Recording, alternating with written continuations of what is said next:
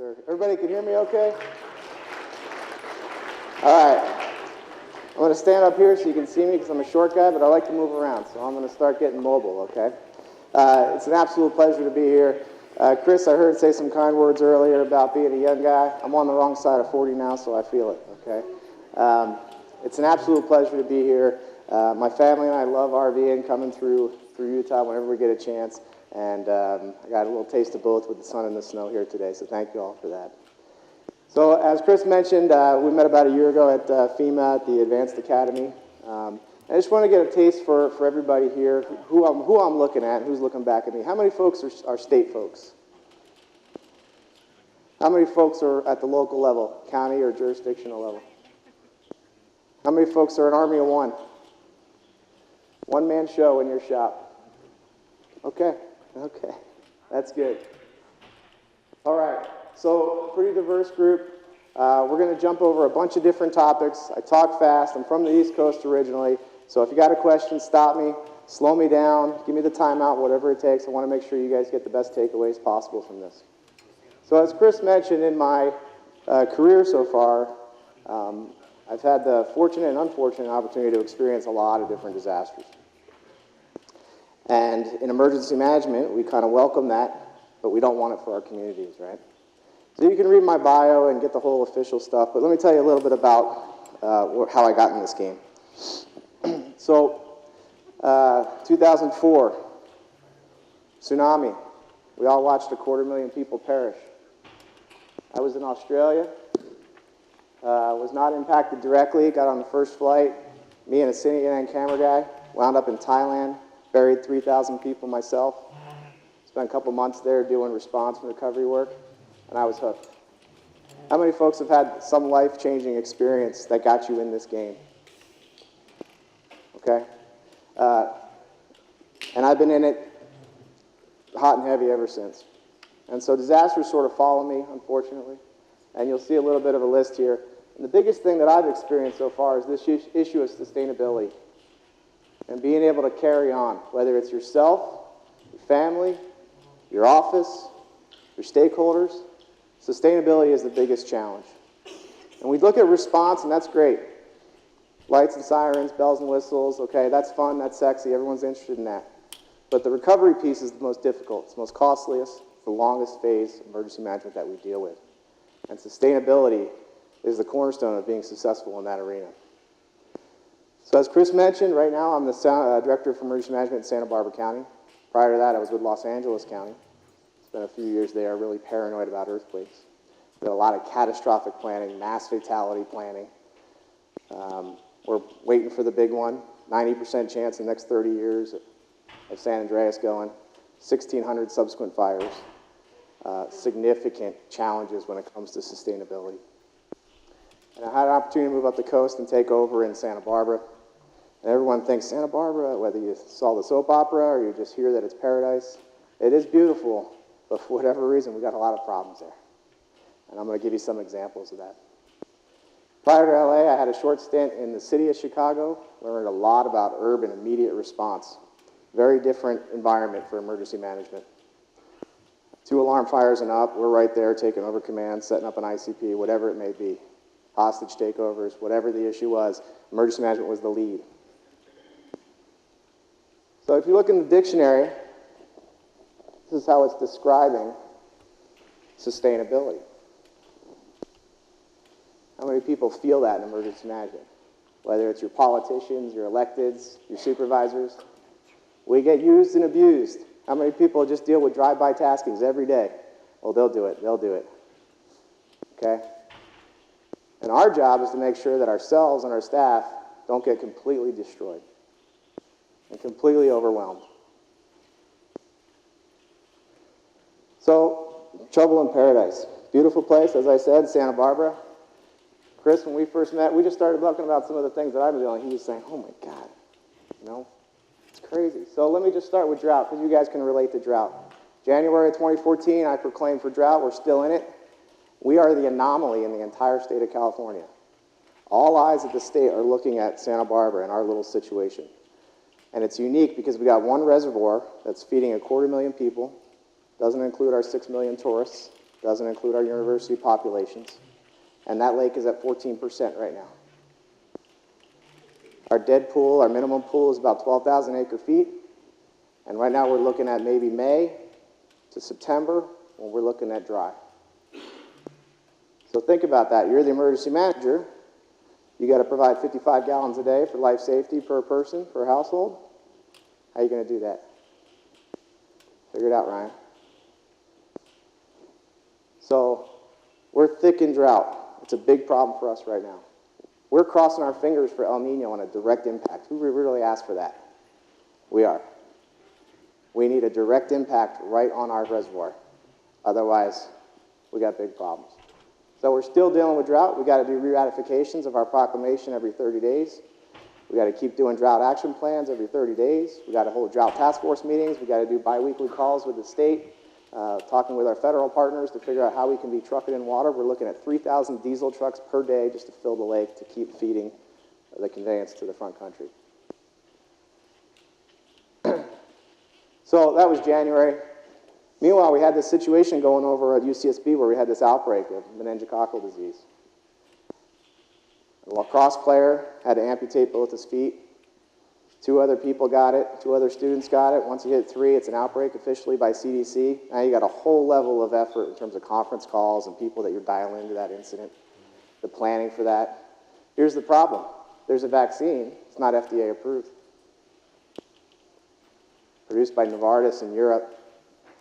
Same time we had this incident break out, they had it in Princeton, totally unrelated. So now we've got to go through major hurdles at the federal level to bring in the serogroup B vaccine, non-licensed, and disseminate it, mandatory to the student population. So we've got to set up pods at the university, 3 shots per student. Okay? That's ongoing. Then you got to do monitoring, then you got to do follow-up, and you got to do after action. Everyone knows that whole cycle of emergency management that we deal with, never ending. So that's February, March. And we feel like we're kind of coming out of it. And I'm probably the only person in the world that's ever proclaimed for drought and flood, coastal storm surge at the same time. So I think I told Chris this story. So we all have our relationships that we build. This is all about relationships. So I come in, I'm the emergency management director for the county. I'm building a relationship with my biggest city, Santa Barbara. And their whole economic base is on tourism and the wharf and the pier. And I'm seeing reports coming in from National Weather Service, and they're calling, they're saying, hey, Ryan, this isn't looking good. We're going to have some high surf. You're going to have some storm surge. There's going to be some stuff. So I call the city. Ryan, we deal with this all the time. Don't worry about it. It's going to be fine.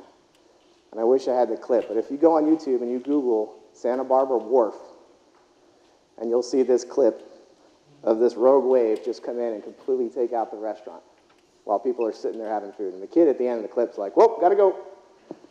And that was it. They pick up and leave. Coastal storm surge, so that's March. Now the next month, I hear about, okay, we've got our university. How many academia folks? We've got a few university folks here, right? Okay, so you have either an unincorporated area that's nearby or student living that's nearby that's not necessarily controlled by the university. Ours happens to be called Isla Vista. And most of the student population lives down there. So they have an unsanctioned, unlicensed party every year, and it's on the beach. And they call it Flowtopia, and it's crazy. And there's houses hanging off the cliff, and these kids are partying, and it's out of control. So we decided to shut it down. We're going to be smart. This year we're shutting it down. No Flowtopia, because a girl almost died in the water. So what do these guys do? What do the partiers do? They take it to the street. The main street is Del Playa, so they changed Flowtopia to Deltopia. So now it's a whole different type of incident. So we just set up crowd control and think we're going to deal with traffic incidents and this, that, and the other thing. But then we have this massive influx of kids coming from other neighboring areas because they want to party in IV. And a lot of them happen to be not the best element, let's say. So what happens? Turns into a riot. So we call in mutual aid. We got a couple hundred officers there. They're not equipped. We don't have the riot cash on hand. We're just calling in forces wherever we can. Next thing you know, we're getting officers down. Major incident, big riot situation. So now we got to start looking at our homeland money. What are we going to spend money on now? Riot gear. Prepositioning of assets, different changes to mutual aid. We're still doing all this other stuff prior to that. So that's April. Then May comes, we get a fire. We love our fires in California. Megalito was interesting. It was a smaller fire. It was a few hundred acres, but the challenge was we had a hospital evacuation. That's never fun that we were looking at. Some significant large animal issues. Everyone here can relate to that. So that was May. Kind of get through that one. I think Chris has contacted me at this point going, wow, we got a lot of stuff going on. So then May 19th happens. Or excuse me, May 23rd, and that's back in IV, and we have our active shooter. So this unfortunate epidemic we have in this country with active shooter incidents, so we had ours. Okay, and this was the situation with the kid where he jumps in his car, like we called it the IV rampage. And if you remember from those days, he was driving around in his car, shooting all the girls on campus that he could find. Quick story that nobody knows.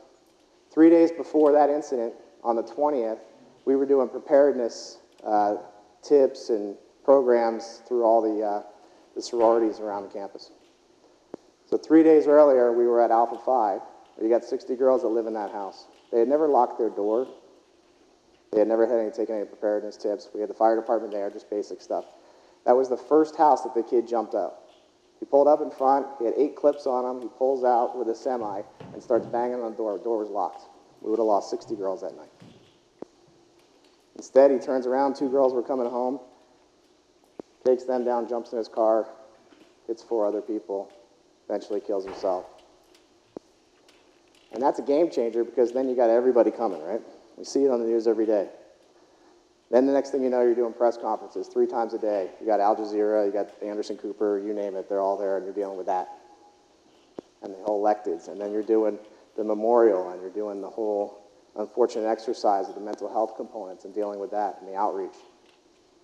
And we're still dealing with drought, and still dealing with storm surge, and still dealing with the riot aftermath. And then we had this barge incident. This was a great one. I get a call, and it's Coast Guard. Hey, we've got a rogue vessel. It's come off a tug, and it's 265 feet long, 60 feet wide, and it's coming to shore. But it's taken on water. And you'll see in later slides, I'm going to tell you about our oil and gas infrastructure. So all of a sudden, this thing starts going like this and starts bobbing, right? And it came up from Mexico. It had all the barrels were full with salt, unfortunately. Or fortunately, it wasn't anything, a major compound. But this thing's bobbing. And then we come to find out one of our major oil pipelines on the bottom of the water on the seafloor is right below it. So we got to scuttle this thing over. We can't recover it. We try and put balloons in the thing, get this thing lifted. At the end of the day, we just towed it out to federal waters. We pulled in the cutter, and we just, with a 50 cal, just blew that thing to hell and dropped it in the ocean. That was a fun one, I got to admit. So that's the barge incident. So that's a few weeks dealing with that. Now, meanwhile, I'm still dealing with drought, like I said. So I got this reservoir. And so we start to reach, so I'm learning the infrastructure, which is 60 years old. And so just picture it if you can. We got a 5,000-foot peak. On the other side is the reservoir. There's a straight line 7-mile tunnel, goes through it. And on the front side of it is these 250,000 people, all these houses. And so it's a gravity-fed system. So as long as the lake's got water, it's just a trickle, and everybody gets their water through that 7-mile pipe. So then I could call, hey Ryan, guess what? The water's dropped below the intake. So we can't even get the water flowing. So then I got to go call senators and the governor's office. Hey, we need $6 million to build a pipe, or a pump, just so we can pump the water up into the tunnel. So that was fun. That took a long time, a lot of legislation, a lot of different press conferences, a lot of eyes on. And it's just outside the realm of what we deal with. It's this anomaly that we're going to face, be it climate change or otherwise, where we are going to be tasked, these drive-by taskings, to take on these challenges in emergency management, and they're nonstop. So I got a task force set up, and we're cranking on that, and we're getting this pump built, and we're just trying to keep the water flow to the purveyors so people still have water coming out of their tap. Trying to ground out and close out these other incidents. And then I'll fast forward, and then we get to May of 2015, and I'm going to jump into this one, and then we get our big oil spill. How many folks actually heard about this or saw it briefly on the news? All right, so this is kind of a big deal in California. This is still going today, and I'm going to show you how and why and what we're dealing with. So that was a big deal. That's 20-hour days for the next 6 months. For myself and our staff, we're pretty tapped at this point. And then September comes, and as everybody saw on the news, Northern California is burning up. We love our cycle of burns up there. But we get some pretty large ones at the Butte Fire and the Valley Fire. So I get a mission task, name request to go up to help Lake County on the Valley Fire. So as I'm driving up, I get the tsunami warning that there's an earthquake in Chile and that we're going to have an impact on the coast as I'm driving up on this mission. So I call my CEO, say, what do you want me to do? Do I turn around? Do I keep deploying? What's the answer? Just keep driving as long as you can put out the alerts. I see you guys have some alert vendors here. Talk about a change in emergency management. So we're putting out real-time alerts to the public for tsunami warning. At the end of the day, of course, Santa Barbara County, the only coastal county in California that was actually going to get an impact. It was 1.5 feet. That was fine. But the problem is we've got state beaches and county parks that we allow campers at the high tide line. So we got to evac all those beaches. So it was a good exercise for us, but nonetheless a challenge in terms of communications, the notification, getting parks and rescues out, get those people off the beaches, you name it. So I keep driving, I go to Valley Fire, so I'm up there dealing with that. You want to talk about a challenge? You got a county with 1,000 employees, 20% of their entire county workforce, their homes were either burnt entirely or partially damaged. So they lose a huge chunk of their entire workforce to maintain steady state or even respond to the incident. Meanwhile, they had 2 smaller fires the month prior, so they were already kind of tapped. The community was already devastated. So now you've got 1,000 people out of their homes, general public, that are staying down in a shelter in a neighboring county. And there were some challenges there. I originally got called up to be a PIO, and the next thing you know, I'm the EOC director. And we called in mutual aid from 17 different counties to support that operation. Got a Stafford on that, IA and PA, and they're tackling those issues of long-term housing. I think what was unique about Valley Fire is that was the first community I've seen since Katrina where people demanded FEMA trailers. You know, we think we've evolved from that, and FEMA's on a whole different track. And the community was like, no, I don't care. I'm going to clean my slab off. There's my plot. Give me a FEMA trailer. I'm happy. I'll deal with it. Okay? We'll deal with SBA. We'll deal with insurance, whatever it may be.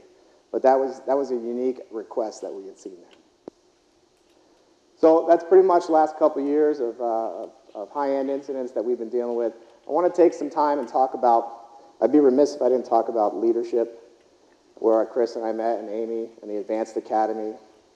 How many folks have heard about the Advanced Academy at FEMA, at EMI? Highly encourage you to go and participate in that.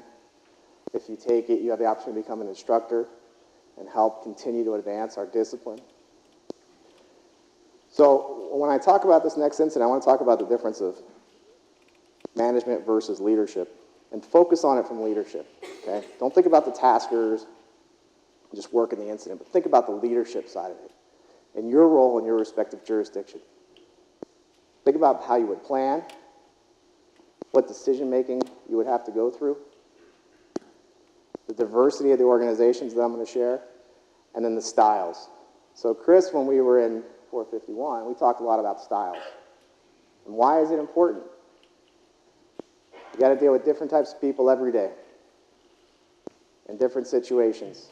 We all have responsibility without authority. We have the power to convene, we coordinate, we facilitate.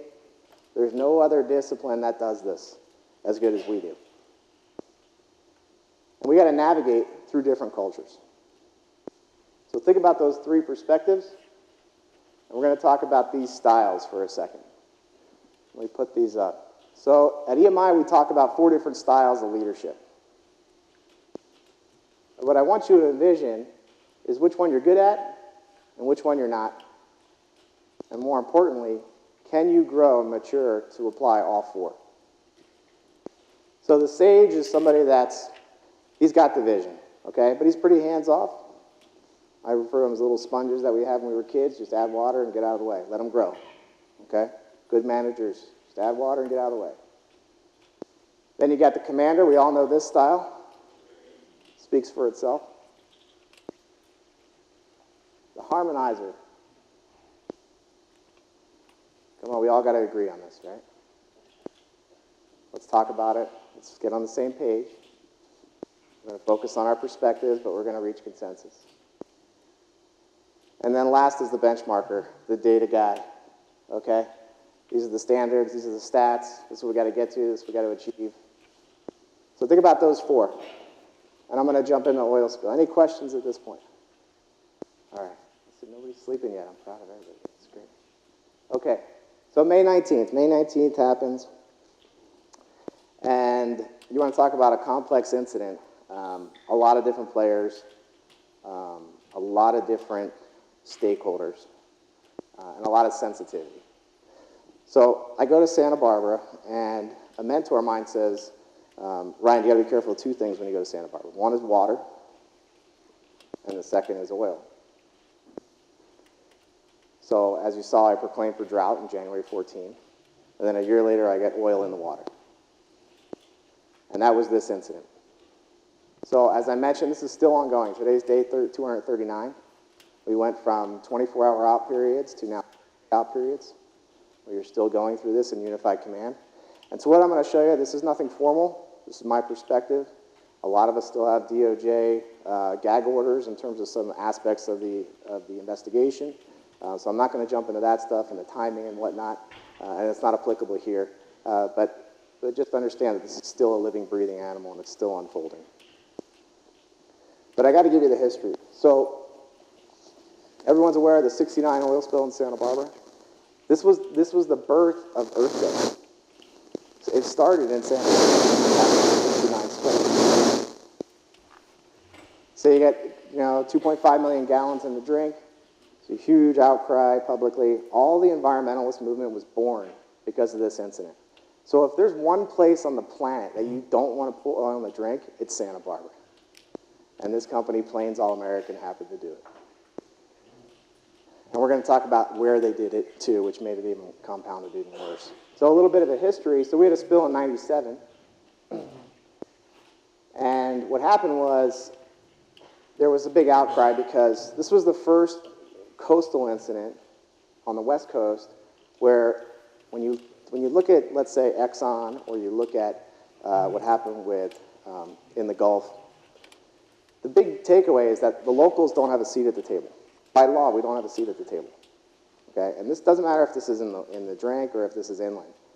Okay, that's controlled by feds. National Contingency Plan is driven by either the Coast Guard if it's in water or EPA on land. And so we lobbied very heavily in 97 after this incident to make sure that that would never happen again, for Santa Barbara at least. So we signed an MOU with the state, because typically what happens if there's an incident, land or sea, it's the state and the Fed that get together. And they're going to handle it. And they take over. They'll federalize the incident if they have to. So we said, no, that's not happening again in Santa Barbara. So we did an MOU with the state that said exactly that, and we will be a local on-scene coordinator in unified command. And this was the first time we've had a spill since that MOU was signed. And so that's how that reads. If you have a state Office of Spill Prevention and a response, something to think about, because otherwise they're going to own your incident, and you have no local voice. So we did our MOU, and so this is how it's structured. And the unique thing being in unified command, that LOSC at the bottom, in command staff. Any questions on that structure? Okay, makes sense, right? All right, so here's Santa Barbara. I got a laser on here. Okay, so this is why we're unique. We got 23 offshore oil platforms, the only place on the entire West Coast where you got offshore oil. They're all in Santa Barbara in our oil channel. Why? Because we've got a huge shale repository under there, and I'll explain the challenges with that in a minute. But if you can see here, and I apologize to the folks over here, I'll try and get to both sides. You got all these offshores. They come by line underground at the seafloor to the onshore facilities. It traverses across this line from these over here, and then up and out to a refinery in neighboring Kern County. Just so you guys can see here. So all these platforms feed this line called 901, and they all go back up this 903 and then out to another county, and then they circle back through all the gas stations after it's refined. So Santa Barbara is no stranger to oil and gas. So right on that 901 line, right here is where we have a breach. Okay, it's roughly noon. We get a call. All my staff are 3 miles downrange with this company and Exxon and Freeport-McMoRan doing an exercise. I thought it was just part of the exercise. They're like, no, this is popping. Something's wrong. We got a big crude smell, and we're getting reports in the ocean. So that's the location of where it happened. Plains All American, they own that line. So there's a breach. About 150K comes out of the breach, estimated. Again, this is all part of the investigation. 22 of that reached the drink. And this is May 19th, so Memorial Day is coming up, right? We got a lot of universities that are prepping for graduation. These 2 state parks are like world-renowned, and they're packed. You got thousands of people, the campers that just showed up, planning their whole Memorial Day weekend there. So we evac Refugio Beach right away, and we start using it for staging. We get everybody out of there. The sad part is we evac'd them to El Cap, the other park, and then we had to evac them from there. So this is the last piece that was interesting. So I never thought I'd see this in my career. So I'm sitting there, we're on the bluff, it's night 1, about 4 hours into the incident. Now, I got to back up. So everyone's got to understand that in an oil spill, again, land or sea, the responsible party, whoever is the identified person that caused it, is the responsible party. And that's why we train and exercise with them on a regular basis. They call them frenemies, right? We want to know what their capabilities are, what their contracts are, and more importantly, what their gaps are. But they're responsible. They're responsible for every nickel and dime. They're responsible for the response. They're responsible by our direction, by the Coast Guard's direction. They do what we tell them to do, and they got to bring the resources to bear. So we get up on the bluff, and now we're seeing all the oil going in the ocean. And we say, RP, you need to get a command post. What is your location for your command post? And we said, okay, we're going to do a quick press conference real quick because media is hopping on us, and we're going to come back in an hour, and you better have a command post location. So what do they tell us? We come back, and I'm the local, right? So all the state and fed folks that are coming, they don't really know the area. I'm the local. So they say, okay, we got a spot. We've got a Holiday Inn Express up here in Buellton. That ain't going to work. You don't have comms up there. It's a Holiday Inn Express. You're going to sit up in a conference room. And we got the whole army in the country from the Gulf and everywhere coming to help with our incident. So Coast Guard looks at me, the Coast Guard captain shows up and says, Ryan, how about your EOC? So our EOC is dynamite. It was built in 2011, $7.5 million facility. It was built after a boatload of wildfires that we had. It's a hot facility. It's dialed in. But this, as a leader, you got to make that decision. Okay? So I know right there, most likely I'm going to get my head lopped off by offering this up. So one of my 5 supervisors is not going to be happy. My CEO is probably not going to be happy, but I got to make the call. It's life safety. It's protect the environment. It's preservation. It's what we do. Okay, so now we're coming. We did the press conference. We're coming up on 10 o'clock at night. We got to shut down for night ops. And 05 the next day, we open the EOC as the incident command post. So our EOC is equipped for, we train for roughly 100 to respond on that. Just on the main floor, I got 350 people at 6 a.m. And we start bursting at the seams. People are flying in from all over the country. All these specialists, technical specialists, trajectory specialists, underwater, I didn't even know this stuff existed, like underwater submerged oil specialists. All these folks are going to come in to help us with this incident. This was the source. This gives you a kind of a good overview. I apologize, I keep jumping around. So this is where it came out. It traversed down this gully. This is the 101 freeway, major corridor in California. It went through a culvert here under the 101, northbound, under the southbound, came right over the sea cliff and went right into the ocean. Here's another view of it. Again, up at the top, came right past the freeway, right into the drink.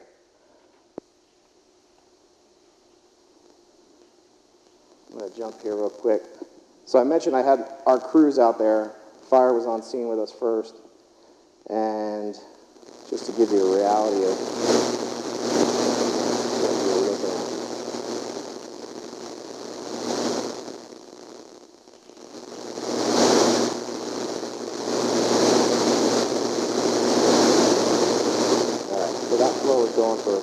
quite some time.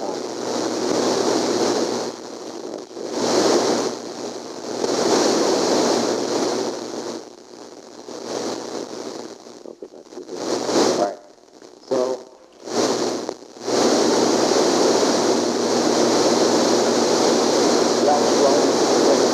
that stuff's coming out at about 125 degrees Fahrenheit.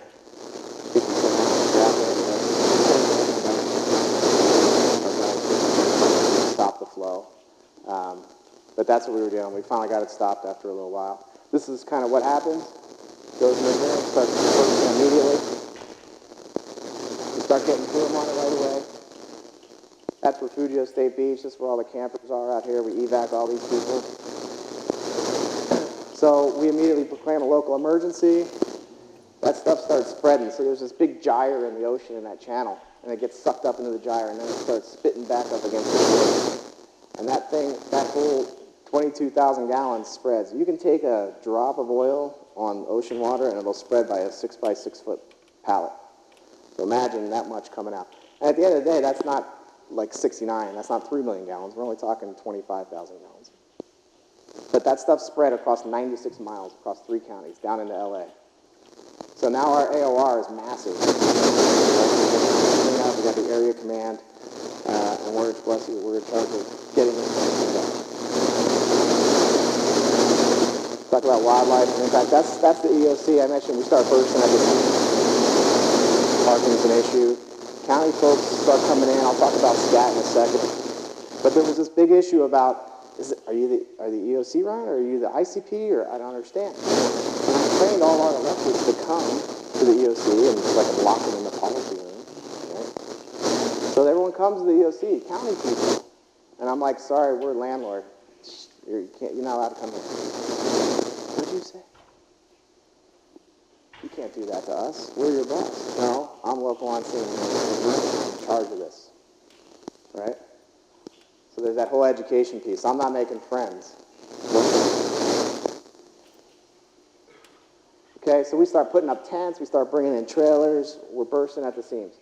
Now, I mentioned earlier about the 69 spill and the birth of the modern day environmental movement. So there's something like 400, 500 anti-oil, anti-industry organizations that are based in Santa Barbara. Okay? So now we start doing protests, or we start seeing protesters show up. And we're doing pressers 2 a day, 2 conferences, press conferences per day. We had to change every location. We couldn't do it inside because you can't ban the public from coming to a press conference, so we got to do it outside. The RP is immediately getting death threats, so we got to bring in snipers and people on the perimeter to watch while we're doing a press conference. We got to have cameras on cameras, and we had to move to a different location every time just to give a 20-minute briefing. So think about a logistical nightmare just in terms of setting that up while you're trying to handle a response.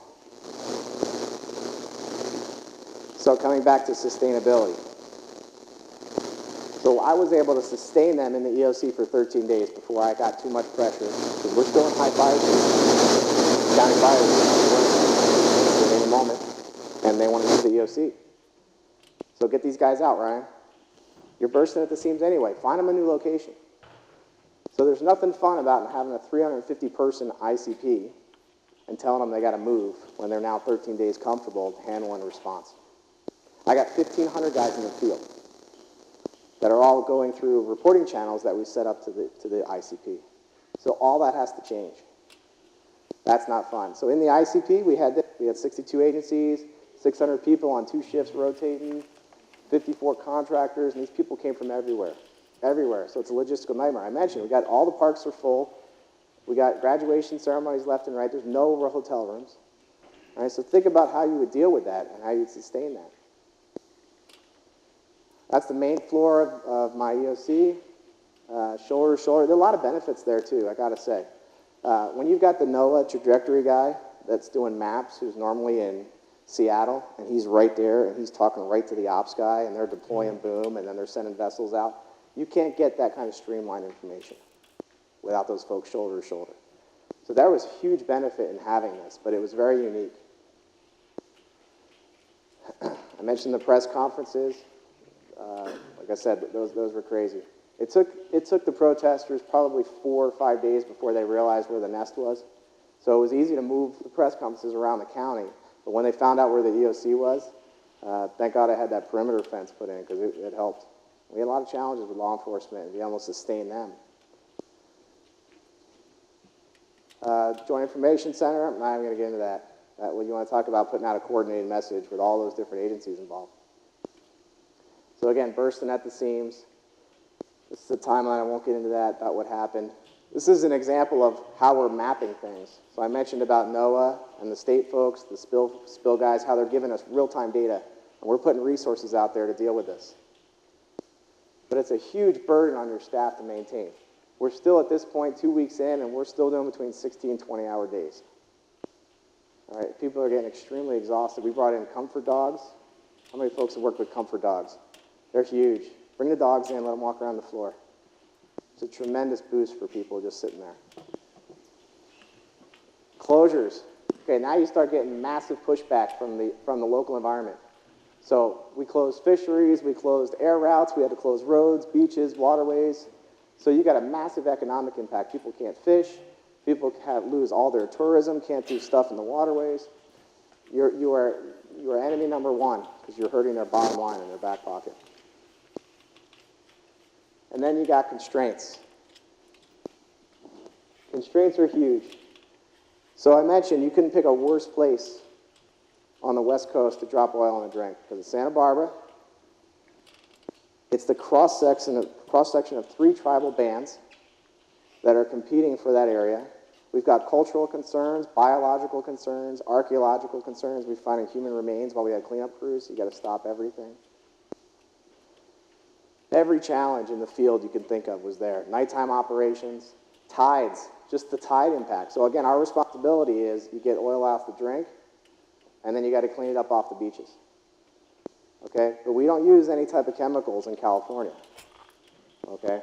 They're big on the whole things going on out there. So it's all by hand. It's by hand. Scrub brush, and you're scraping. 1,500 people out there. Tide's coming in. Okay, get your crews up. Get them out, feed them, cycle them out, tide going back out, get your crews back out. Get your crews back out, start scrubbing. This is still happening today.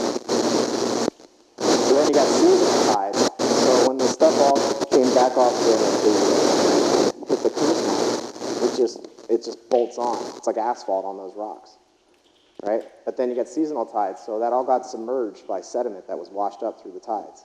So we have to wait till this month for that sediment to be washed back out the next season. Now all that under rock has been exposed, and we can get to the oil again. Now we got a whole new set of crews going out to clean that up. Air operations, TFRs left and right to evac all that stuff out, all that material. And then that source point, so this is where some innovation came in. That source point had a major environmental impact, needs some significant review. And so just to get down to that area, those cliff faces are a real challenge, especially with the tides. So this thing on the right is called a spider excavator. This thing literally acts like a spider. It was kind of created for this incident. It literally crawled down the side of that cliff face, got down there, and then excavated. On the left-hand side is the original spill source look, and that's after cleanup on the right-hand side. There's an A-B shot, too, after cleanup. Our challenge right now is this is all slate, so it's like compacted.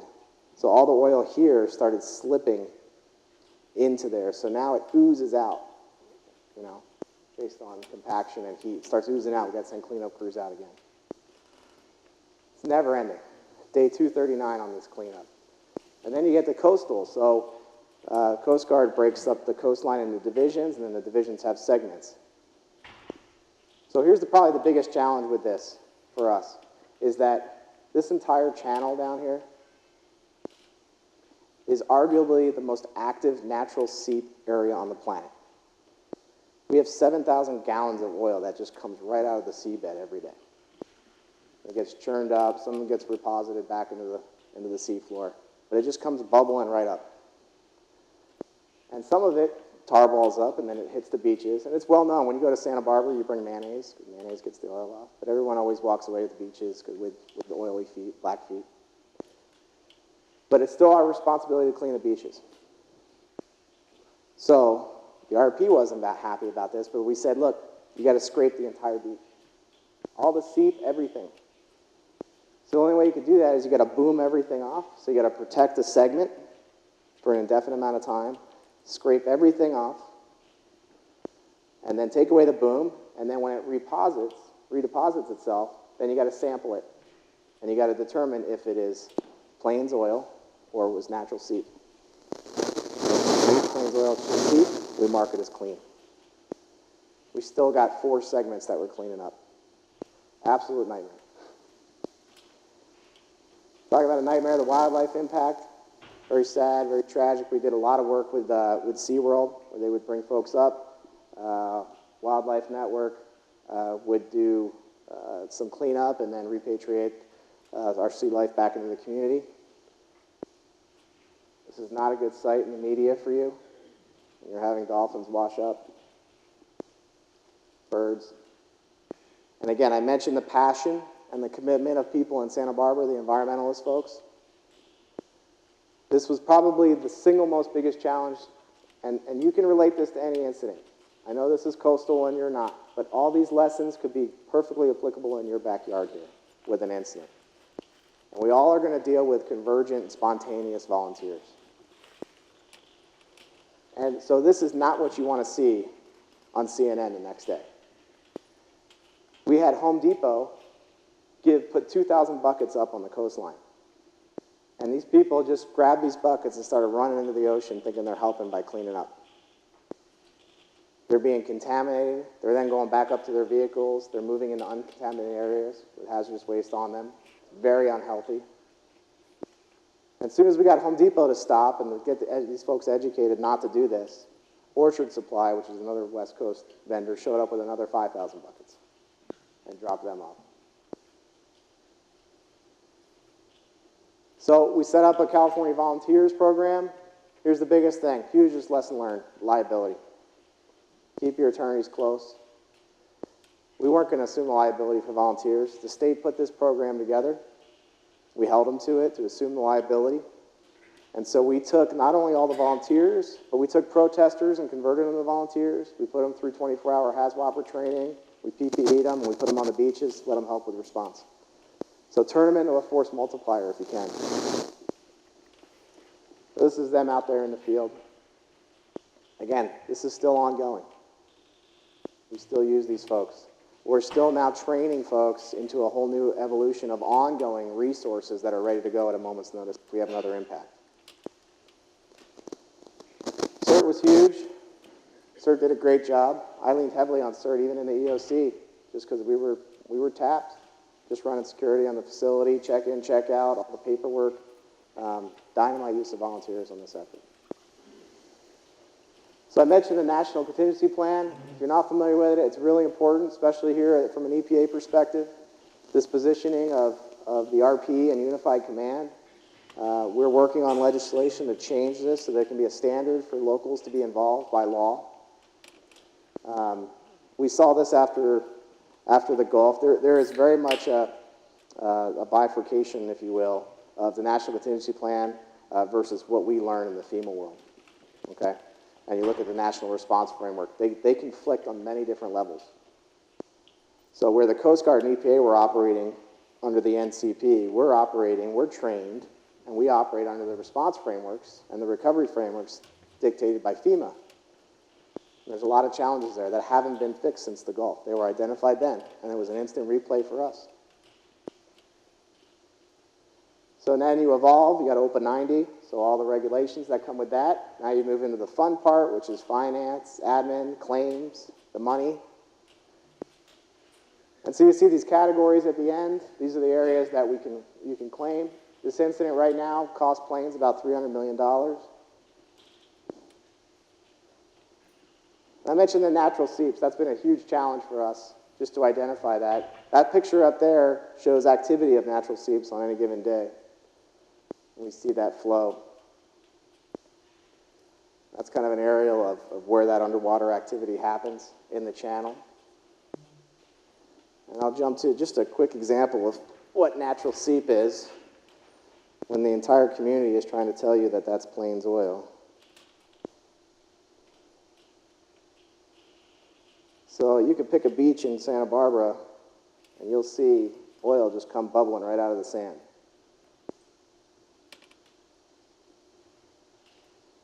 So after we started getting things rolling, getting beaches cleaned, we would have calls left and right. There's seep, there's tar balls, it's Plains. You got to get out there. So we're sending hotshot crews all the time out to beaches. We know it's seep, we know it's natural, but you got to make that concerted effort because otherwise the court of public opinion will bury you. And that's the hardest part in terms of sustainability. Okay. So if there's anything you take away from this, and I know I stand between you and either home or the bar and some awards, so thank you for listening. You got to understand in terms of long-term sustained events, drought, oil spill, continuous wildfires. There's competing interests, and you can't sustain the support that you may get, especially political support. That's probably the most difficult. At the response phase, when the balloon first goes up, that's when you got to capitalize on that political support. We had senators and assemblymen that worked for us and worked against us. They've got their own interests. You got to be wary of that because it can completely derail your response effort.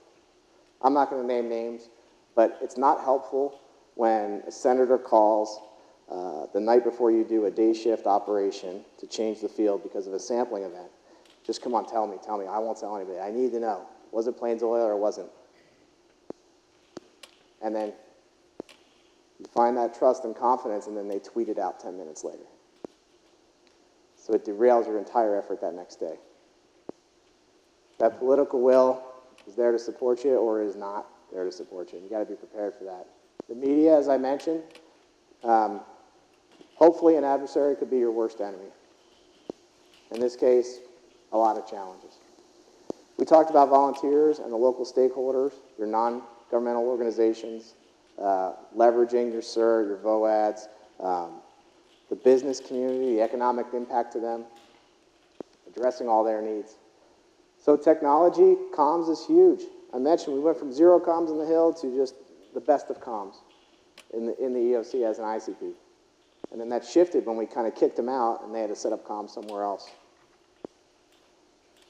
Data. We all talk about big data today. That information capability to synthesize that data so that you can impact directly your response elements and sustain that over time is paramount to the success of your operation. And be innovative. The fact that we were able to do things like we had one crew that came in from Texas, and this guy comes into in the Unified Command. He's like, hey, I got an idea. I tried this thing once in Texas where we were cleaning this thing off, and we're like, what are you talking about? Tried to explain. We said, set one up. And so we gave the ops chief a small little approval bucket to go set up this thing. And he comes out, and he took a bin like this, and he dumped a bunch of dry ice in there. And he built what we called the dry ice blaster. And so as opposed to sending crews out and scraping with wire brushes and scrapes, we started dry ice blasting the seawalls and the cliff faces. And I'll be darned, this stuff worked great. So we started building these massive compounds of dry ice blasters and putting them on units that can withstand the tides and then putting them out there in crews. So be open to innovation and just off-the-wall ideas. I think North Carolina called and said, we have trained oil-smelling dogs that can detect where all your submerged oil is. We didn't do that one because it was like $10,000 per dog per day. That would have been a hard sell. But be open to innovation. This one's probably the most important for any incident. Watch out for the mental health of you, your staff, and most importantly, your family. I can't stress that enough. I'll admit it, we went through it. In my family, it's hard on every family. We all are passionate, we're dedicated, we're committed. We volunteer a lot of time. But don't forget about your family. Everyone cares, and we all get that. But you don't need to destroy marriages. You don't need to not be there for your kids' events. We'll find a way to make it work. Don't forget them. Train locals at all levels. I talked about our volunteers. I talked about our protesters, all those stakeholders. Bring them into the fold. Make them a force multiplier. Train them up front if you can. And circling back to that leadership, I'll end with this. Adaptability is the cornerstone of success in this discipline in the future. If we can't adapt, if we can't open up to new ideas, to be willing to take on new challenges, then we're not going to be successful in what we do. And so I ask you, when you think about those 4 leadership styles, can you perform all 4? Do you perform all 4? And can you teach others to do all 4 and learn with you? So with that, thank you all. I really appreciate it. If anybody has any questions, I'll be more than happy to entertain them. Thank you.